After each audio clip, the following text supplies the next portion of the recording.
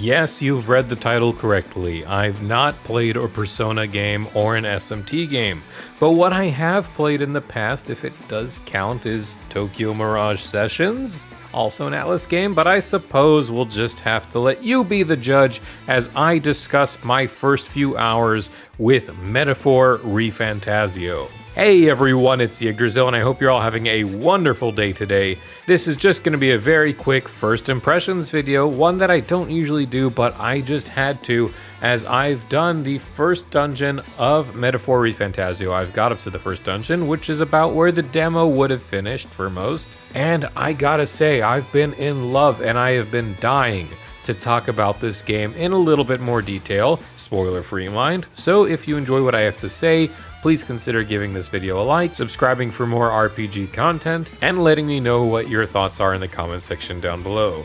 We have a few topics to talk about, so let's get stuck in. Now first, let's get the pandering out of the way right from the start. This game is drop-dead gorgeous, the music is phenomenal, and may I say, what a story and what a world this game is choosing to present. Yes, I know, religion and politics and my JRPG. Ha! How original. I get it, but this game has something going on for it. You're automatically starting off as the lowest caste character. The world around you very intrinsically and is very cruelly displaying the complete opposite of what its doctrinism, its sancticism, is preaching to the masses. A Parapus man pleading for his life, people dead or dying in the streets, and all people do is close their eyes as they pray to a deity, but averting their gaze from the people below them. What a staunch and intentional vehicle of the discrepancy between what is being taught and what is being displayed. And that is why I am just so invested automatically from the get-go with this game. The main characters are nothing to sneeze at either, and I'm willing to bet there's a lot in store for our main character, Will. He is a bit of a in-the-dark character, but Stroll, Gallica, Grius, and more as we come across them. They've all just been wonderful cast members.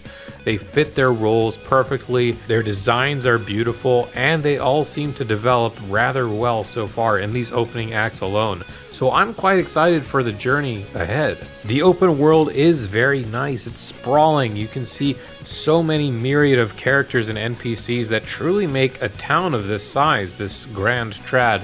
Very grand indeed. I mean, people everywhere you go, the shops are hustling and bustling. I love that you can just walk into a store and it's actually fully detailed, not just a random shop menu where you can just buy your products and go. There's such a lot of lovely detail put into making this world feel alive that I just want to stay invested into it. I had such a hard time getting to work today just because all that was on my mind was wanting to get back home for more Metaphor ReFantazio. So props to them. I absolutely can't wait to see where this story will lead up next and the places that this game wants to show me. Now, as I said earlier, yes, Tokyo Mirage Sessions is my only comparison that I have to make.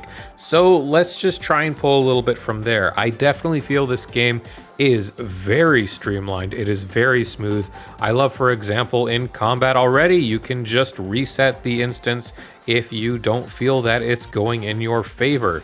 Or hey, now you know, at least on your first run, you know the weak points. Let's not waste any time going back to our save point and walking all the way up, looking at cutscenes all over again. No, just reset the fight, you're back in, let's go. The main turn-based combat can be quite snippy. It's very fast if you know what you're pressing, especially if you've been fighting the same mobs over and over again.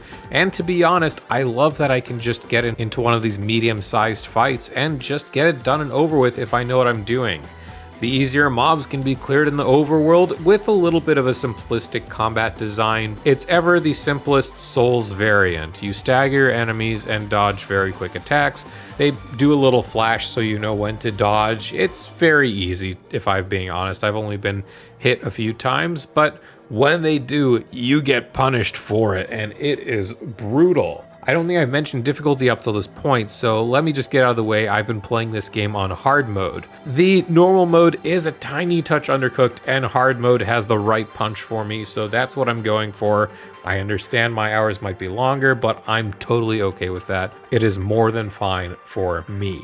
May I say then lastly, with the gameplay loop being what it is, I'm so far quite enjoying it, and there's still very much a lot more for me to see. Again, I've only done the opening demo areas, and I'm sure there's going to be a lot of new and interesting ways that the game is going to try and approach new topics, new ideas, new innovations as the game progresses on, as I see more, explore more, and just really get a sense of what this world wants to show me. But again, gameplay loop, I am okay with it. I was a little anxious, again, this being my first game where there's a time system. It sort of was a little funny to me, hey, this person is attacking our main cathedral after a big onstage event just occurred. Let's give it 10 days for this whole thing to act and play. And, you can just explore to your leisure in those 10 days. Just make sure you don't forget about the big bad in the cathedral. Yeah, that caught me a little bit off guard and will take some getting used to. But aside from that, the day-to-day is okay. You have one thing to do in daytime, one thing to do in nighttime, a few caveats, but largely everything plays very nicely. Even on hard mode, I didn't feel particularly rushed with things. I can definitely see myself making additional save files if I want to experiment in different ways, so I don't scuff up the run later on and end up having to do quite a lot of backtracking, just in case so I don't mess up later on. I can see that, but so far, it's been quite a nice touch. I have to get used to it a little bit more, but I do enjoy this cycle of events so far. And may I say, with exploring those dungeons, like how I explored the cathedral area, I'm just in love with the scope of that place, and the fact that every now and then there's something new along the way. From discovering a secret passageway, meeting up with mercenaries, finding some turncoats, dealing with a haughty superior white coat before ascending and finally coming across the main villain of the area. It's a very good way for the dungeon, despite its size, to feel alive at every turn. And I assume that that's only a taste of what this game is going to be showing me. To wrap up then, a gorgeous game with incredible music, but my goodness, what a world Metaphor ReFantazio is trying to set up. It has me hungrily waiting for my next play session just so I can get back in there. Combat is great. I want to see more of what's to come. The overworld combat is okay, but that main turn-based combat is very good, very snappy, and overall just a good time. I can't wait to just keep going back in as I challenge myself with higher and higher difficulties. And lastly, gameplay loop, dungeon design, overworld design, all of that is absolutely stellar right off the bat. I have no complaints with purchasing this on day one. I am incredibly interested in what this game wants to present, the story it has yet to tell, the motivations, the emotions. I want to experience it all, because if Stroll screaming at the top of his lungs at the realization of what his life has turned into at the hands of another wasn't enough in the demo alone, I cannot fathom what lies ahead. And I hope that you guys will want to hear that. If you do, let me know in the comments section down below.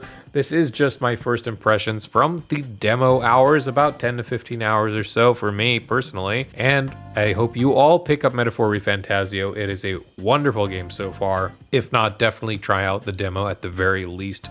But that is where this video is going to wrap up very quickly, like I said. And with that, as always, have a great day.